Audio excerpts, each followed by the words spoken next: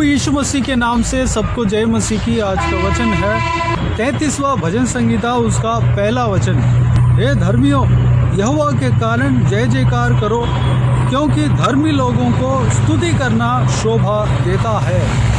मेरे प्रियो, इस भजन संगीता को परमेश्वर के दास दाऊद ने लिखा है। दाऊद के बारे में जब हम परमेश्वर के वचन में देखते हैं, उनका हिस्ट्री को जब हम देखते हैं, तो वह स्तुति आराधना करने में निपुण था।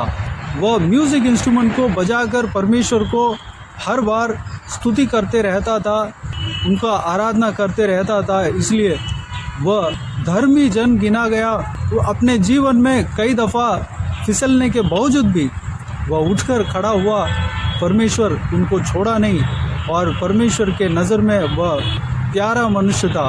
वह बहुत ही परमेश्वर का पसंदीद मनुष्य था। मेरे प्रियो, दाऊद राजा बचपन से ही वह परमेश्वर को स्तुति आराधना करने वाला व्यक्ति था। उस आदत को, उस काम को वह आखिरी तक न छोड़ा, वह मरने तक नहीं छोड़ा।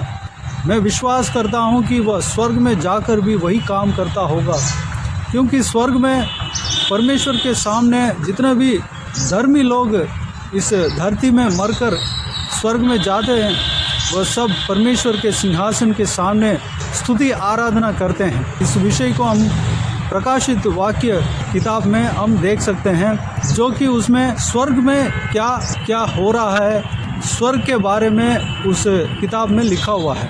मेरे प्रियो, परमेश्वर को स्तुति आराधना करना ही हमारे लिए शोभा देता है, यानी कि धर्मी जनों के लिए शोभा देता है। सबसे पहली बात, क्या हम धर्मी जन हैं? क्या आप धर्मी जन हैं? अगर धर्मी जन हो तो उसका पहचान जो है स्तुति आराधना है। आप जब प्रभु यीशु मसीह को स्तुति आराधना करते हैं, प्रभु यीशु मसीह को हर प्रतिदिन धन्यवाद देते हैं, हर वक्त उनको स्तुति करने में आपके मन लगे रहता है, तो मानिए आप धर्मी जन हैं। अगर अपने आप को धर्मी जन कहकर परमेश्वर को स्तुति आराधना नहीं करेंगे, पूरे दिन उनको धन्यवाद नहीं करेंगे, तो धर्मी जन का शोभा उनके अंदर नहीं है। धर्मी जन नहीं कह सकते, क्योंकि वचन के अनुसार हम उस व्यक्ति को धर्मी जन नहीं कह सकते। धर्मी जन को परमेश्वर को स्तुति आराधना करना ही उसके लिए शोभा देता है। अगर स्तुति आराधना नहीं करेंगे तो उसके लिए शोभा नहीं देता। यानी कि इस धरती में एग्जाम्पल हम देखते हैं, अगर किसी ड्राइवर, मान लीजिए जो वाहन चालक, अगर वो गाड़ी नहीं चलाएगा तो उसके लिए, एक ड्राइवर के लिए गाड़ी नहीं चलाना शोभा नहीं देता। अगर एक ड्राइवर है तो उसको गाड़ी चलाना पड़ेगा, वही उसके लिए शोभा देता है। एक ड्राइवर के नाम से अगर वह अपने प्रोफेशनल को बना कर रखा है, तो अपने आप को ड्राइवर कहता है, तो उसको गाड़ी चलाना आना है। गाड़ी के बारे में, गाड़ी चलाने के बारे में, गाड़ी चलाने के विषय में जो नियम कानून है उसको आना चाहिए, और ट्रैफिक के बारे में उसको आना चाहिए। वही उस व्यक्ति को शोभा देता है, एक ड्राइवर को शोभा देता है। जो मार्ग में ड्राइविंग के लिए जो जो कानून लागू है वो सब जानना चाहिए, और वो नॉलेज जो है उसके लिए शोभा देता है। मेरे प्रियो, एक उदाहरण हमने इस विषय को देखा है। ठीक उसी तरह एक धर्मी व्यक्ति अपने आप को कोई जन कहता है, वह परमेश्वर का स्तुति आराधना करेगा। अगर स्तुति आराधना करेगा, वही उस व्यक्ति के लिए एक धर्मी जन का पहचान है, धर्म के काम का एक पहचान है, एक शोभा है। मेरे प्रियो, अगर आप धर्मी जन हो, अगर मैं धर्मी जन हूँ, तो परमेश्वर को स्तुति आराधना करना है। स्तुति आराधना कई प्रकार से हम करते हैं। कोई अन्य भाषा को बोलकर परमेश्वर को स्तुति आराधना करते हैं। कोई लोग गाना, गीत गाकर परमेश्वर को स्तुति आराधना करते हैं।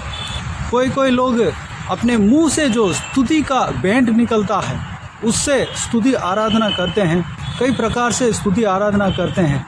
कुल मिलाकर स्तुति आराधना का मतलब है परमेश्वर के नाम को ऊंचा करना है, परमेश्वर के नाम का महिमा देना है। दाऊद के विषय में हमने देखा है, दाऊद के विषय में जब हम देखते हैं तो वह परमेश्वर को स्तुति आराधना करने में अपना जीवन को निकाला है। उस स्तुति आराधना के वजह से, परमेश्वर का नाम को महिमा देने के वजह से वह बहुत सारे आशीषें अपने जीवन में पाया है।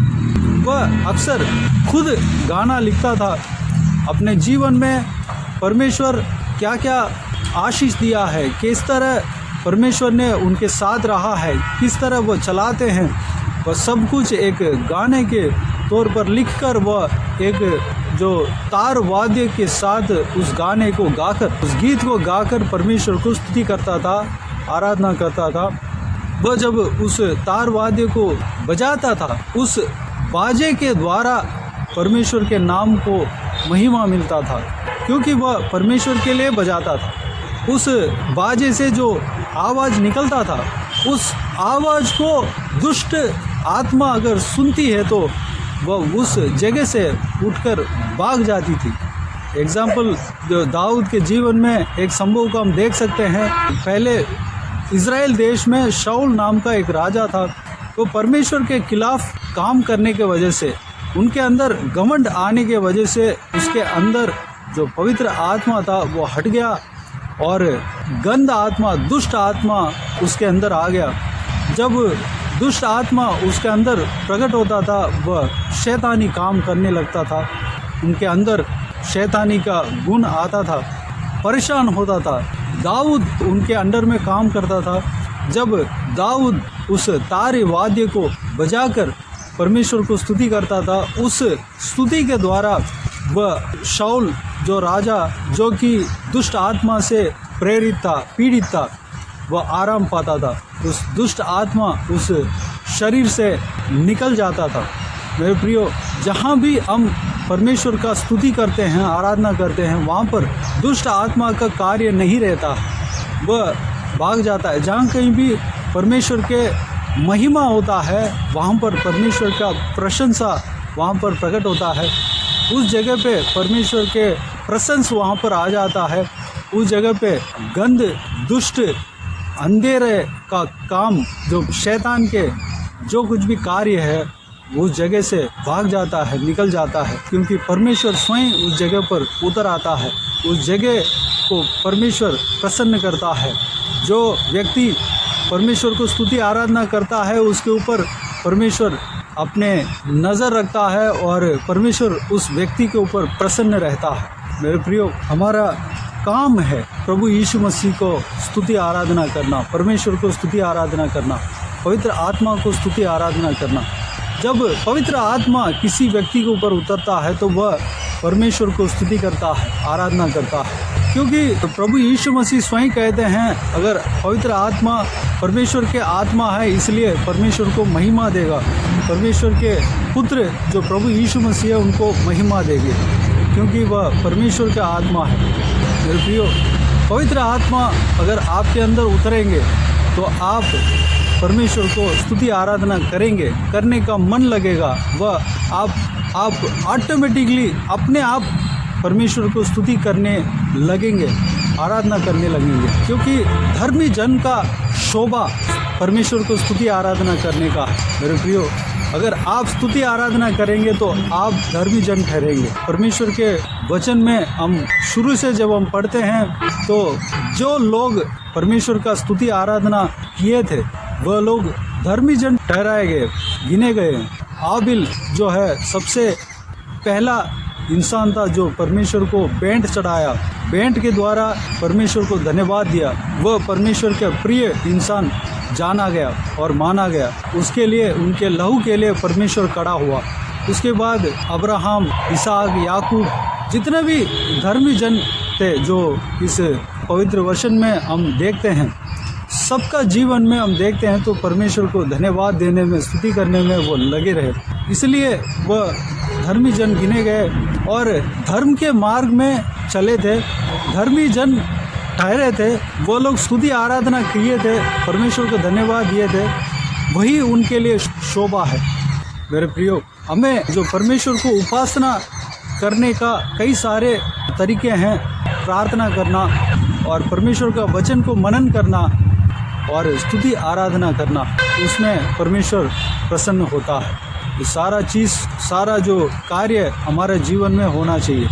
अगर आप धर्मी जन हो तो आपके जीवन में परमेश्वर को स्तुति आराधना करना है। आप परमेश्वर का गीत गाकर, जिस गीत के द्वारा परमेश्वर को महिमा मिलता है, उस गीत को गाकर आप परमेश्वर का स्तुति आराधना कर सकते हैं। और मुंह के द्वारा जो धन्यवाद की भेंट निकलती है, यानी कि हमारा जीवन में बीते हुए दिन में जो भी कार्य हुआ है उस सारा विषय को बताकर परमेश्वर को धन्यवाद दे सकते हैं। और परमेश्वर के नाम को बोलकर हम धन्यवाद दे सकते हैं। परमेश्वर के कार्य जो कि हमारा जीवन में हुआ है, सारा कार्य को बताकर हम धन्यवाद दे सकते हैं। परमेश्वर के लिए भेंट चढ़ाकर हम धन्यवाद दे सकते हैं, स्तुति का भेंट चढ़ा सकते हैं। और हम परमेश्वर के लिए म्यूज़िक इंस्ट्रूमेंट बजाकर हम धन्यवाद दे सकते हैं, स्तुति कर सकते हैं। इस तरह की हम कई सारे तरीके से हम धन्यवाद दे सकते हैं, स्तुति कर सकते हैं, महिमा कर सकते हैं। पवित्र आत्मा अगर आपके अंदर उतरेंगे तो आप अपने आप परमेश्वर को धन्यवाद देने लगेंगे, क्योंकि पवित्र आत्मा का जो एक आत्मिक कार्य में बहुत ही इम्पोर्टेंट स्थान स्तुति आराधना यानी कि प्रेज़ एंड वर्शिप लेता है। स्वर्ग में हमेशा परमेश्वर को स्तुति आराधना करते रहते हैं।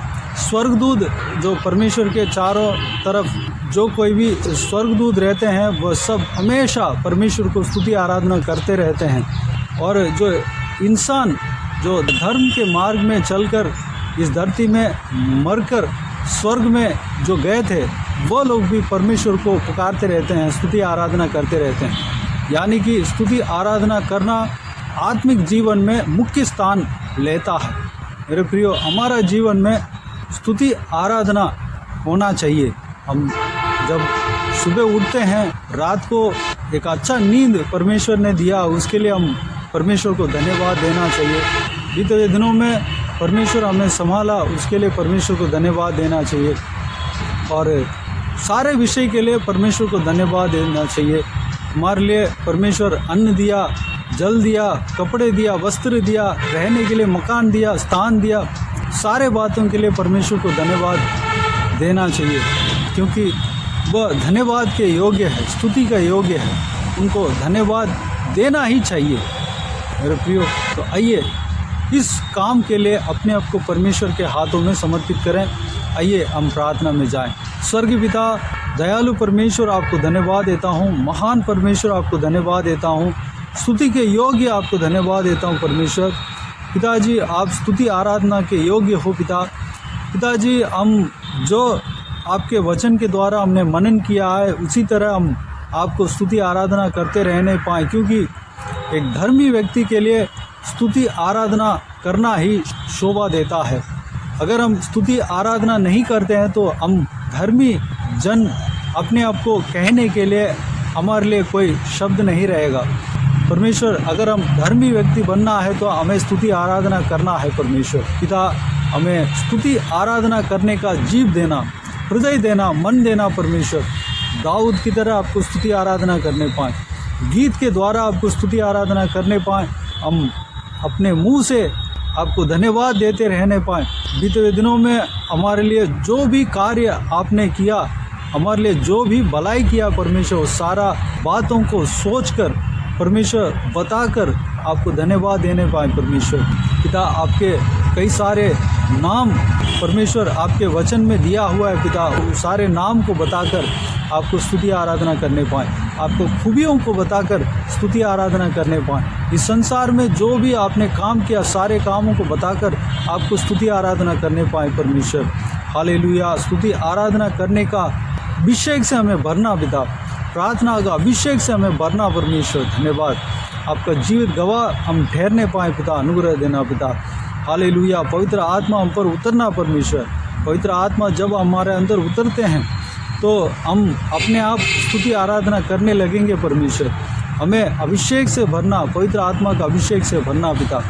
हम ही नहीं बल्कि हमारा घर में हर एक प्रजा, हर एक व्यक्ति आपको स्तुति आराधना करने पाएँ। हम व्यक्तिगत रूप में स्तुति आराधना करने पाएँ और हमारे परिवार के साथ मिलकर हम स्तुति आराधना करने पाएँ, कलीसिया के साथ मिलकर हम परमेश्वर स्तुति आराधना करने पाएँ पिता। अनुग्रह देना, उस कार्य से हम आप प्रसन्न होते हैं पिता। जहाँ भी आपका स्तुति आराधना होता है वहाँ पर सारा अंधकार की शक्ति दूर हो जाते हैं, सारा शैतान के काम दूर हो जाते हैं, सारा जो नकारात्मक चीज़ें, जो शैतानी चीज़ें दूर हो जाते हैं। परमेश्वर आपके प्रशंसा जहाँ पे होता है पिता, आपके परमेश्वर सामर्थ्य उतर आता है पिता, वहाँ पर रोशनी उतर आता है, वहाँ पर आपके परमेश्वर प्रशंसा उतर आता है। परमेश्वर धन्यवाद देता हूँ पिता। हम हमेशा हमारे घरों में जहाँ कहीं भी हम रहते हैं हम आपको स्तुति आराधना करते रहने पाएँ पिता, ताकि आपके उपस्थिति हमारे बीच में हो पिता। अनुग्रह देना, स्वर्ग में आपको जिस तरह आपके स्वर्गदूत आराधना करते रहते हैं, स्तुति करते रहते हैं, और पवित्र लोग जो इस धरती में जीकर पवित्र ज़िंदगी जीकर मरे थे और स्वर्ग में पहुँचे थे, वो लोग भी आपको स्तुति आराधना करते रहते हैं परमेश्वर। ठीक उसी तरह इस धरती में ही हम स्तुति आराधना करने पाएँ पिता। जिस तरह स्वर्ग में आपको स्तुति करते हैं, आराधना करते हैं, इस धरती में भी हम स्तुति करने पाएँ, आराधना करने पाएँ, धन्यवाद देने पाएँ पिता। हम हर पल हर वक्त आपको स्तुति आराधना करते रहने पाएँ पिता। अनुग्रह देना, कार्य करना परमेश्वर, सारा व्यूअर्स को इसी तरह आशीष देना पिता। किसी को भी कोई भी कमी घटी ना होने देना, भरपूर आशीष देना। कोई भी जन बीमार हो उनको आपके हाथों में सौंपते हैं, उन्हें छूना, चंगा करना प्रभु यीशु मसीह के नाम से चंगा होने पाए पिता। अगर कोई भी दुख में हो, तकलीफ़ में हो, सारा दुख को तकलीफ़ को दूर करना, परेशानी को दूर करना, आंसुओं को पोंछना परमेश्वर। जिनको जो कुछ भी ज़रूरत है, जो चाह रहे हैं परमेश्वर, सारा चाहत को आप जानते हैं, उनका ज़रूरतों को पूरा करना पिता। जो भी प्रार्थना का विषय रखे हैं, प्रार्थना कर रहे हैं परमेश्वर, उनका प्रार्थना का जवाब आप सही वक्त में आप देंगे। धन्यवाद देता हूँ पिता। बाकी सारे बातों को आपके हाथों में सौंपते हैं, बच्चों को आपके हाथों में सौंपते हैं, बुजुर्गों को आपके हाथों में सौंपते हैं, जवान महिलाओं को आपके हाथों में सौंपते हैं। सभी को सुरक्षित रखना, संभालना पिता, बुराई से बचाना, आपके लहू से छिपाना पिता, दुष्ट चीज़ उनका नज़दीक ना आने पाएँ। अनुग्रह देना पिता। हालेलुया। बाकी सारी बातों को आपके हाथों में सौंपते हैं। जहाँ कहीं भी जाते हैं आते हैं, हर एक के ऊपर आपके हाथ हमेशा बने रहने पाएँ पिता। सुरक्षित रखना, संभालना। प्रभु यीशु मसीह के नाम से सारा दुआ प्रार्थना को मांगते हैं, पा लेते हैं। आमीन आमीन। प्रभु यीशु मसीह के नाम से प्रभु यीशु मसीह का आशीष और अनुग्रह हम सभी के ऊपर बने रहें। आमीन आमीन। मेरे प्रियो, इस चैनल को सब्सक्राइब करें और शेयर करें। अगर किसी को भी प्रार्थना का विषय हो तो डिस्क्रिप्शन में दिए हुए नंबर पर कॉल करके प्रार्थना करा सकते हैं। हम आपके लिए प्रार्थना करेंगे।